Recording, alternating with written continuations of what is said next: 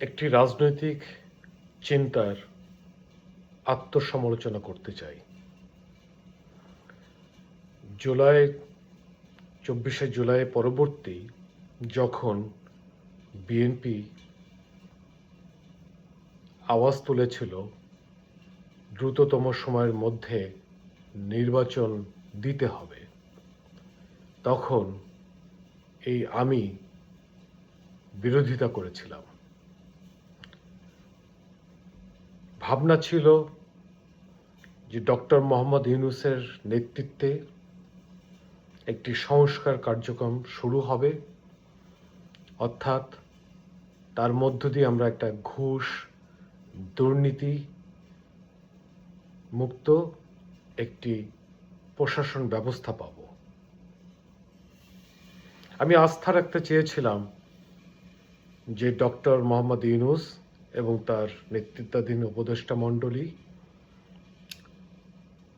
দেশকে গণতন্ত্রের দিকে ধাবিত করবেন, কিন্তু আমরা তার বিপরীতে সমস্ত কিছু যা দেখতে পেলাম, মবতন্ত্র, জ্বালাও পোড়াও, বিরোধী মত দমন, বিরোধী মতাবলম্বী বা বিধর্মীদের তাদেরকে ধরে নির্যাতন, জীবন্ত অবস্থায় পুড়িয়ে হত্যা কিংবা কবর থেকে লাশ তুলে পুড়িয়ে ফেলার মতো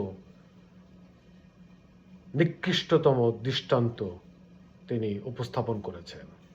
আর তারই প্রেস সচিব জনাব শফিকুল আলম এই সমস্ত মব সন্ত্রাসকে তিনি প্রেসার গ্রুপ নামে অভিহিত করেছেন, অর্থাৎ তৌহিদি জনতার নামে জামাত এবং এনসিপি নেতৃত্বাধীন পৃষ্ঠপোষকতায় ইন্ধনে এই সকল বিভিন্ন যে সমস্ত মবতন্ত্র ঘটেছে, বিভিন্ন ভাঙচুর জ্বালাপোড়া ঘটেছে, সেগুলোকে তিনি সন্ত্রাসী কার্যক্রম আখ্যায়িত না দিয়ে তিনি আখ্যায়িত করলেন প্রেসার গ্রুপ নামে। আজকে দুর্ভাগ্য 17 মাস পরে যে ইলেকশনটি হচ্ছে, সেই ইলেকশনটি নিয়ে প্রশ্নবিদ্ধ ইলেকশন হলো আর কি। বিএনপি তখন ঠিক ভেবেছিল, আমি ভুল ভেবেছিলাম। আমাদের ভাবনা ছিল যে নির্বাচন তো অনেক দেখেছি, হয়তোবা ইউনূস সাহেবের মাধ্যমে হয়তোবা একটা নতুন পরিবর্তিত রূপ দেখতে পারবো, কিন্তু দেখলাম খাল কেটে কুমিরই আনিনি, আমরা স্বয়ং হাঙর এনেছিলাম।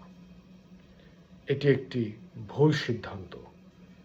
বিএনপির নেতৃবৃন্দের যে দূরদৃষ্টি সম্পন্ন ভাবনাটা ছিল, তাকে প্রত্যাখ্যান করার কারণে বা তার বিরোধিতার জন্যে আমি দুঃখিত।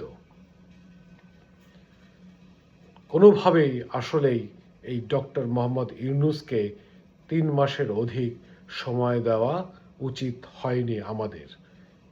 আমরা তার উপরে ভরসা রেখেছিলাম, তিনি সেই ভরসার বরখেলাপ করেছেন। সবাইকে ধন্যবাদ।